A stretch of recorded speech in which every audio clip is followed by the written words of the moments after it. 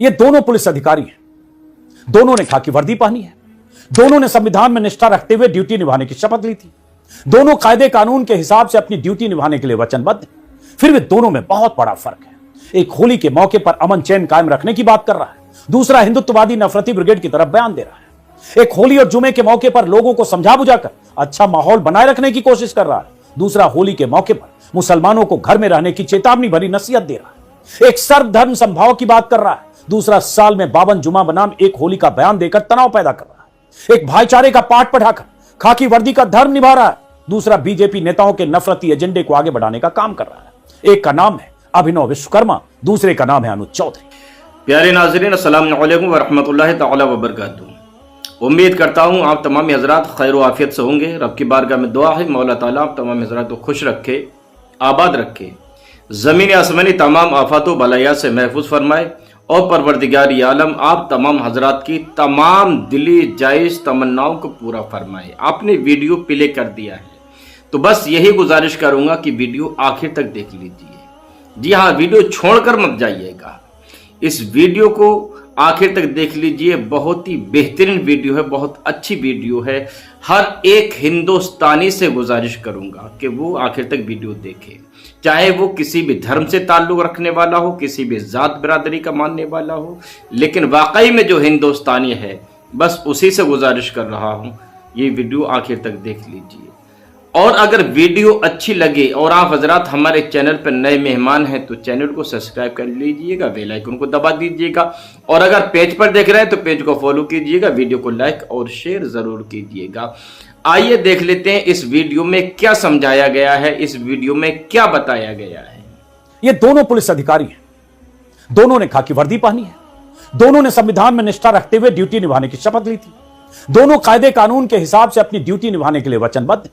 फिर भी दोनों में बहुत बड़ा फर्क है। एक होली के मौके पर अमन चैन कायम रखने की बात कर रहा है, दूसरा हिंदुत्ववादी नफरती ब्रिगेड की तरफ बयान दे रहा है। एक होली और जुमे के मौके पर लोगों को समझा बुझाकर अच्छा माहौल बनाए रखने की कोशिश कर रहा है, दूसरा होली के मौके पर मुसलमानों को घर में रहने की चेतावनी भरी नसीहत दे रहा है। एक सर्वधर्म समभाव की बात कर रहा है, दूसरा साल में 52 जुमा बनाम एक होली का बयान देकर तनाव पैदा कर रहा है। एक भाईचारे का पाठ पढ़ाकर खाकी वर्दी का धर्म निभा रहा है, दूसरा बीजेपी नेताओं के नफरती एजेंडे को आगे बढ़ाने का काम कर रहा है।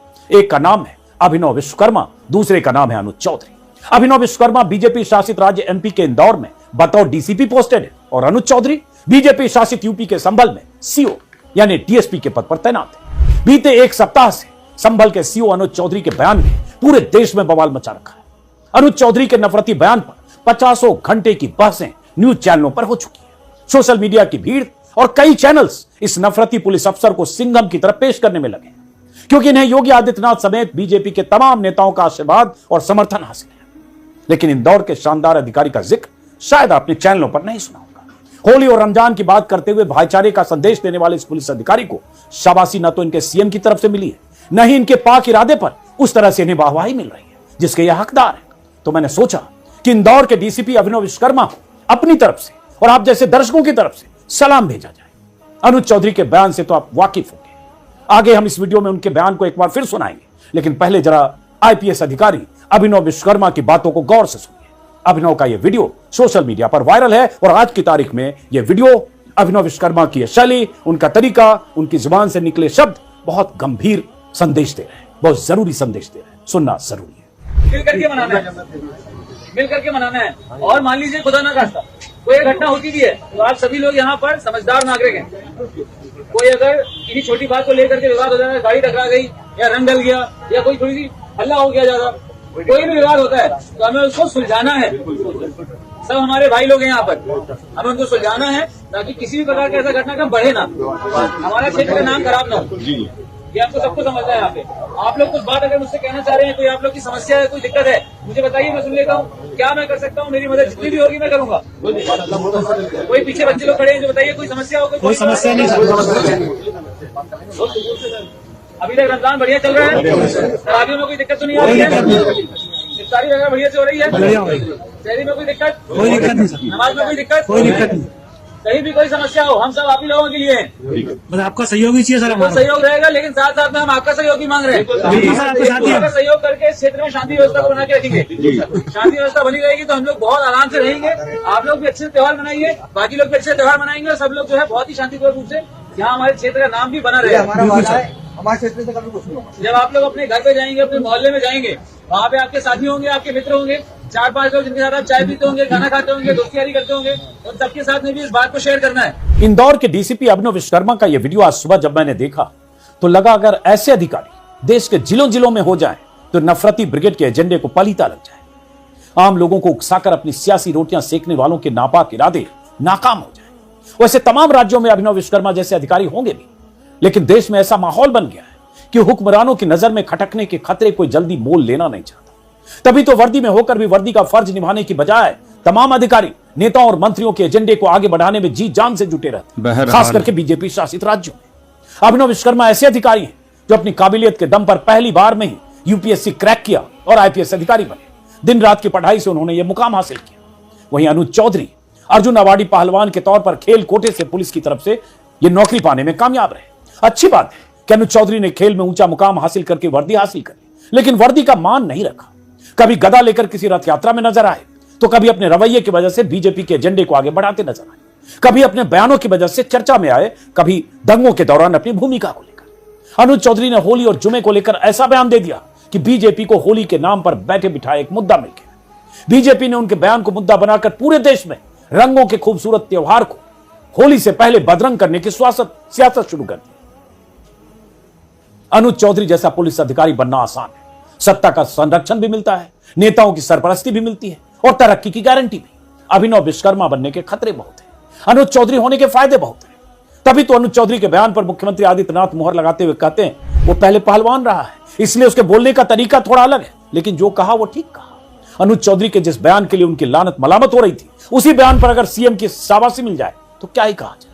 तभी तो लोग कह रहे हैं कि कल को अगर अनुज चौधरी को तरक्की मिल जाए या 2 साल बाद होने वाले यूपी विधानसभा चुनाव में बीजेपी का पट्टा पहनकर अनुज चौधरी बीजेपी का उम्मीदवार बनकर चुनाव मैदान में उतर जाए तो कोई आश्चर्य नहीं होना चाहिए। वैसे भी उनका परिवार बीजेपी का ही परिवार है। संभल में अनुज चौधरी के नफरती बयान के बाद संभल के डीएम और एसपी ने उन्हें नसीहत दी थी।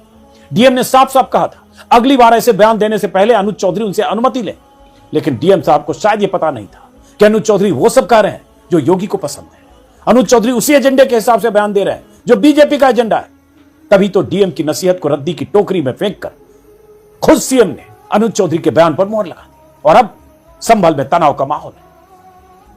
तनाव के माहौल में संभल के सीओ के बयान से देश भर के बीजेपी नेताओं के एक मुद्दा मिल गया है और अलग अलग राज्यों से बीजेपी नेताओं की नफरती आवाजें कभी विधानसभा में कभी विधानसभा के बाहर गूंज रही है। मेरा सीधा साफ ये है, होली का दिन है, जुम्मा साल में 52 बार आता है, होली साल में 1 बार आती है। मुस्लिम समुदाय के लोगों के यदि किसी को लगता है भाई आपको होली के रंग से आपका धर्म भ्रष्ट हो जाएगा या जो भी है, तो वो उस दिन ना निकले, घर से ना निकले, और यदि निकले तो उसका इतना बड़ा दिल होना चाहिए, वो दिल होना चाहिए भाई सब एक जैसे रंग तो रंग है।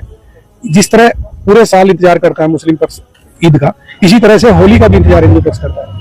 होली रंग डाल के, अगर साफ साफ कहें तो होली तो बहाना है संभल को सुलगाना है, क्योंकि योगी के पॉलिटिकल एजेंडे में अब संभल है। जामा मस्जिद के सर्वे को लेकर हुए दंगों के बाद वहां खुदाई से लेकर योगी हर मंच पर संभल का इतिहास बताने में जुटे हैं। अयोध्या, काशी और मथुरा के बाद संभल मॉडल पर काम करने में पूरी बीजेपी जुटी है। संभल को खोद कर हजारों साल पुराना इतिहास कंगाला जा रहा है। विपक्ष को चेताते हुए योगी कह रहे हैं संभल जैसे 10 सच सामने ले आएंगे। योगी जोर देकर कह रहे हैं कि मीर बाकी ने अयोध्या की तरह संभल में भी श्रीहरि का मंदिर तोड़ा था। योगी ये भी दावा कर रहे हैं कि संभल में 68 तीर्थ थे और 18 की खोज हमने कर ली है, यानी कि अभी 50 तीर्थ स्थानों की खोज और की जाएगी। इससे साफ है कि संभल अब बीजेपी के ध्रुवीकरण का सेंटर पॉइंट बन चुका है। तभी तो इस बार होली के मौके पर संभल से ही हिंदू मुस्लिम के मुद्दे को फिर हवा दी गई। अब वहां तनावपूर्ण माहौल है। जुमे की नमाज कब पढ़ी जाए, होली कब तक मनाई जाए, जुमे की नमाज में देर हो या होली की शुरुआत में देर हो, इसको लेकर तमाम तरह से कोशिशें हो रही है। बीच का रास्ता निकाला भी गया है शायद, लेकिन उस पर भी कुछ लोगों को एतराज है और इसका वक्त तय करने को लेकर कुछ तनातनी की खबरें भी आ रही हैं। प्रशासन ने होली के दिन एहतियात के तौर पर मस्जिदों को ढकने का फैसला किया है। मस्जिदों पर तिरपाल लगाया जा रहा है ताकि कोई उपद्रवी या नफरती मंसूबे पाले बैठे लोग मस्जिदों को निशाना न बनाने लगे। संभल के अधिकारियों ने होली के दिन मार्च निकालने की प्लानिंग कर रखी है। लेकिन सवाल तो उठेंगे कि एक तरफ आप दंगा फसाद रोकने के पीछे ऐसी तैयारी का दावा कर रहे हैं, दूसरी तरफ पूरी नफरती ब्रिगेड मुसलमानों पर तरह तरह के बयान दे रही है। यानी मकसद साफ है, होली बहाना है, संभल को सुलगाना है, मुस्लिमों को डराना है, नफरत के बीज बोकर सत्ता में बने रहना है। तभी तो सत्ताधारी दल के छोटे नेता से लेकर संवैधानिक पद पर बैठे नेताओं तक ने मुसलमानों के खिलाफ जहर उगलने का सिलसिला तेज कर दिया है। यूपी सरकार के मंत्री कह रहे हैं जिन मुस्लिम पुरुषों को होली से दिक्कत है वो घर से निकलें तो महिलाओं की तरह त्रिपाल का हिजाब लगा लें। कोई मुस्लिम के लिए अलग इलाज के लिए अलग अस्पताल बनाने की मांग बीजेपी विधायक कर रही है। कोई मुसलमानों को ऊपर भेजने की धमकी दे रहा है बीजेपी सांसद कि अगर अलीगढ़ मुस्लिम यूनिवर्सिटी में किसी ने होली खेलने से रोका तो उसे ऊपर भेज देंगे। संभल से शुरू हुआ यह नफरत का बवंडर देश के अलग अलग हिस्सों में पहुंच चुका है, दिल्ली और बिहार तक पहुंच चुका है। रंगों के त्योहार को पूरी तरह से नफरत के रंगों में भर दिया गया।